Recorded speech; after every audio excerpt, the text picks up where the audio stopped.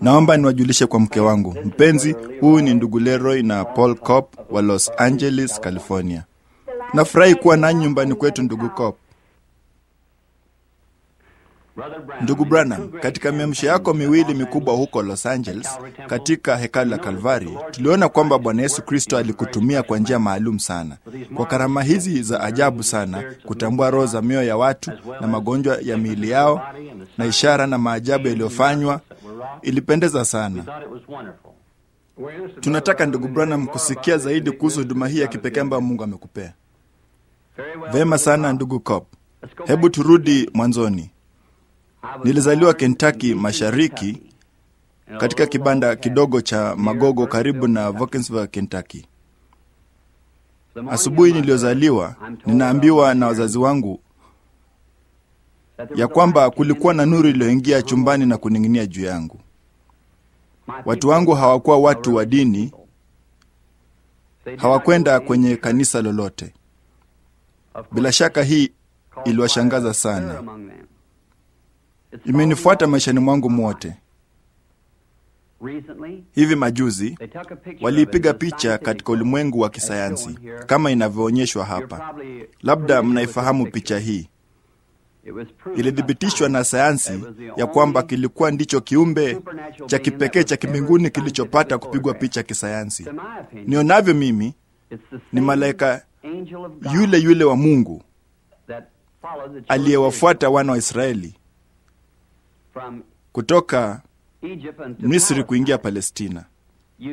Unajua kama msomi wewe mwenyewe, huyo alikuwa ni malaika wa agano, si mwingine ila Bwana wetu Yesu Kristo. Na alipokuwa hapa duniani akidhihirishwa katika mwili, yeye hakudai kuwa mtu mkubwa. Alisema mwana hawezi kufanya neno, ni vile tu Baba anavyomwonyesha. Katika Yohana Mtakatifu mlango wa 5, labda unalijua andiko hilo.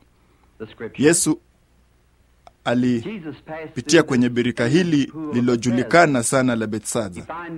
Aliwaona watu wengi viwete pale, vipofu na waliopooza, walemavu, wakingojea maji yachemke. Ajabu ni kwamba alimhudumia mmoja tu, bali kama utaangalia, alijua mahali mtu huyo alipokuwa. Baba alikuwa amemwonyesha. Alimponya huyu. Labda hakuwa kiwete, alikuwa tu amelala kwenye godoro, bali Yesu alimponya. Halafu basi hapo mbele katika mlango huo tunaona yapata kifungu cha 19 kwamba Wayahudi walimswali. Labda lingeswaliwa leo, ni kwa nini Mungu angepita mahali ambapo watu hao wote walikuwa viwete na walipooza, vipofu, wala hasiwaponye wote? Bali hapa nina yanukuu maneno yake. Yeye alisema, amin, amin nawaambia, mwana hawezi kutenda neno mwenyewe, ila lile ambalo amwona Baba analitenda, ndilo atendalo mwana. Basi kulingana neno lake mwenyewe, huduma yake iliwekwa msingi juu ya maono kutoka kwa Baba yake.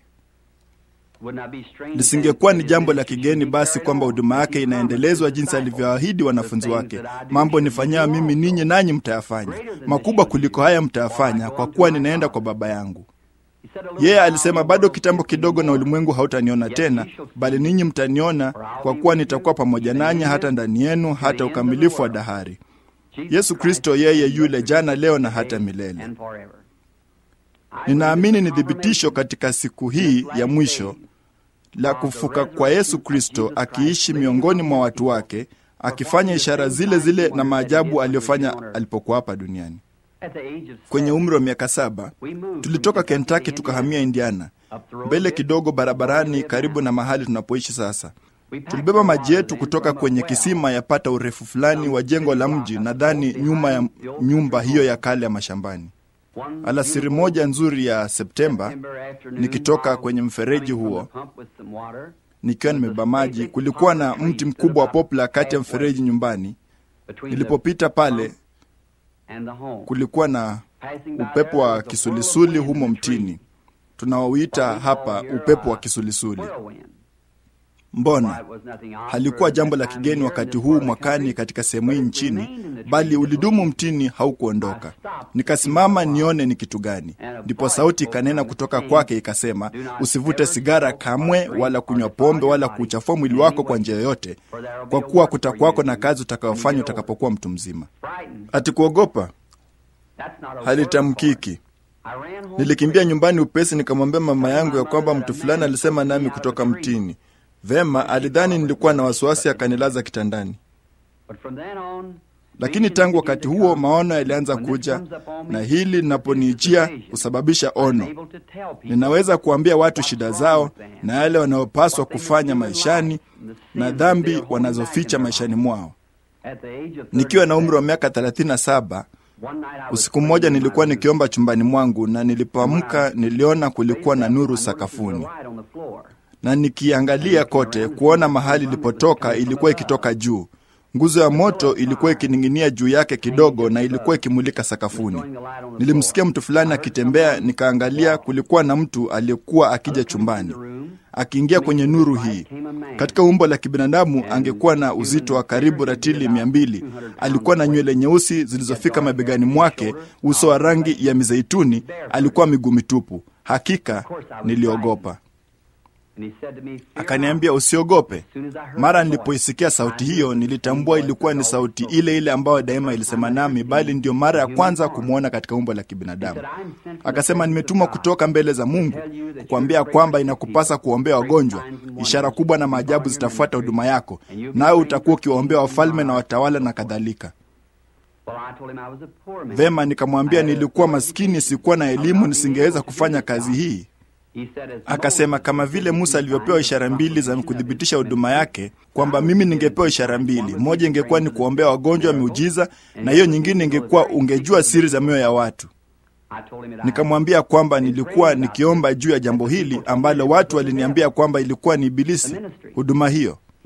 Alinirejesha kwenye maandiko mengi, kama vile wakati Filipo alipompata Nathanieli, naye Nathanieli akamjia Yesu. Mbona Yesu alimwambia mahali alipokuwa chini ya mti, hapo Nathanieli alipompata. Na maandiko mengine mengi, kama vile yule mwanamke kisimani, jinsi ambavyo alifunuliwa dhambi zake.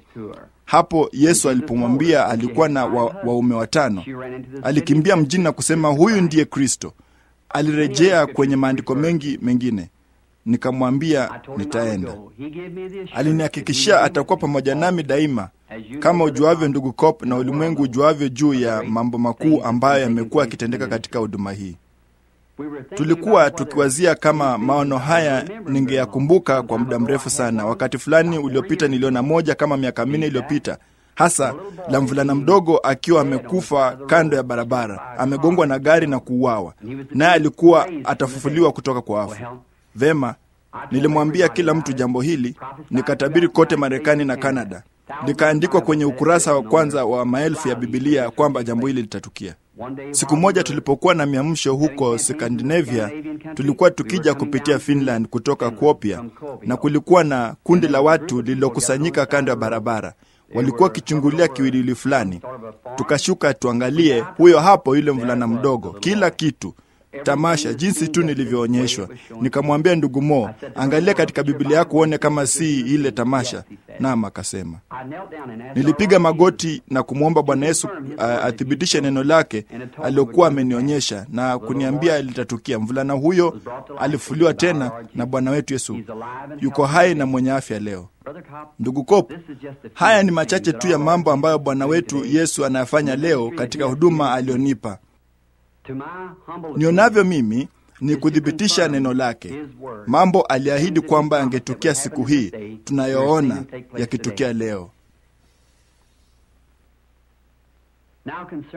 Sasa kuhusu uamsho huko Israeli, ndugu Cope, ningefurahi sana kumtumikia Bwana wetu katika Israeli.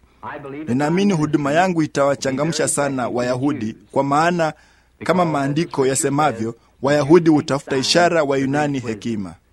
Tunaamini Wayahudi wengi na wengine huko katika nchi takatifu watakuja kuamini kwamba Bwana Yesu Kristo ndiye Masihi, watakapoona Mkristo akitimiza unabii wa Yoheli katika Agano la Kale.